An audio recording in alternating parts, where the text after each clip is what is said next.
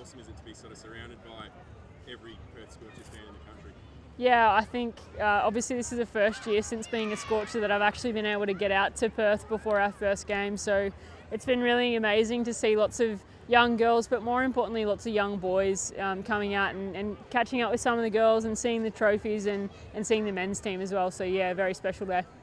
How does it feel knowing that you have an active role in inspiring sort of the next generation? Some of the people you've been mingling with today and some of the kids getting really excited to see you and your teammates. I mean, is that a nice feeling, sort of knowing that you're now a role model and that the women's game's growing to that point?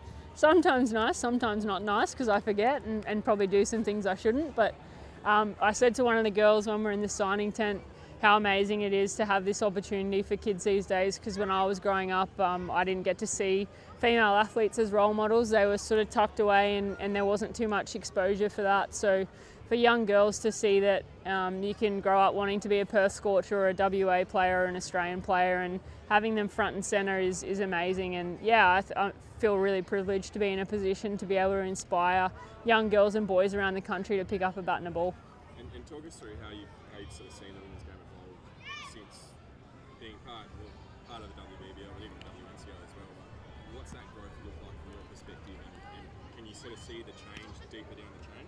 I think it's been an amazing sort of 10 years for cricket in Australia, especially in the women's game. I think, the evolution of the game has probably seen huge numbers of scoring rates, lots of wickets taken, lots of opportunity for young girls. They can see a pathway now. It's hard to really measure the impact that evolution's had on the game, but I have no doubt in 10 more years' time we'll be talking about it and it'll be in a completely different league. So it's been an incredible journey to be a part of, and hopefully there's still more evolution to come and more exposure for the game and more importantly some more opportunities for young players. On that point, we touched on it briefly before. How important is it to have a really clearly defined pathway for girls in cricket from grassroots up as well? Yeah, huge. Growing up, I had to play with the boys and the men, which probably helped enhance my game a lot earlier than otherwise. But having the opportunity to play in a team with girls, and most of them will be your friends, is something that I wish I had growing up as well. So it's been awesome to see from grassroots cricket all these opportunities for girls teams being in competitions, but also for young Scorchers wannabes to come out and potentially see us today and then sign up to cricket. The opportunities are endless if you're a young girl or boy these days, and I'm a little bit jealous. I wish I was 10 years old again.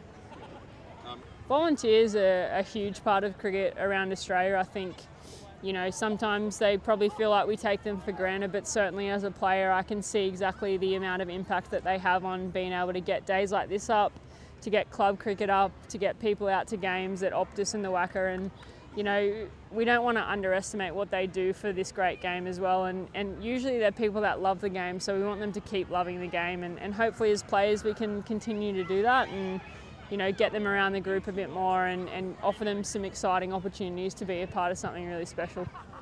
And also, I guess, it's the same in the coaching space. We've seen Shirley rise to the national job. Becky's doing an incredible job here. I mean, have you noticed an increase or a change in that space as well? Yeah, I think the opportunities, as I said, as a player are endless, but as an administrator, as a coach, as a businesswoman, they're endless. Gone are the days where people just sit at home and just do something that they think is a thing that they should do. A lot of women out there do the things that they want to do, and the opportunities are there for them. So I'm really excited to be part of an organisation that's probably leading the way in that respect, and hopefully we see more of that moving forward. Women and Girls League coming up as well. Can you talk to us about the growth of the WBBL from its inception and the impact it's having on the next generation? I mean, it kind of feels like there's a really close tie with grassroots cricketers and girls coming through.